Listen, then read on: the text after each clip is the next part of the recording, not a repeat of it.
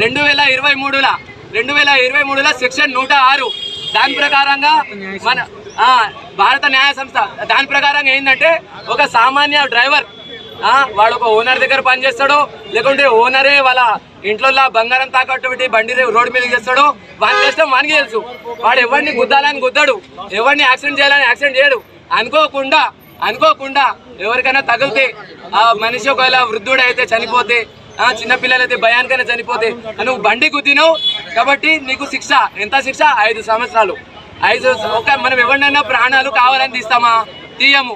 ప్రాణాలు కావాలని తీయాలంటే మనం బండి ఎందుకు నడుపుతాం? రోడ్డు మీద వెళ్ళి అత్యాచారాలు చేసుకుంటే తిరుగుతాం. మనం రౌడీలమా? మనం డ్రైవర్లం. మన ఇంటి సమస్యలు, మన కుటుంబం సమస్యలు, సమాజంలో బతుకుతున్నాం అన్నీ ఆలోచించి చేస్తాం కదా.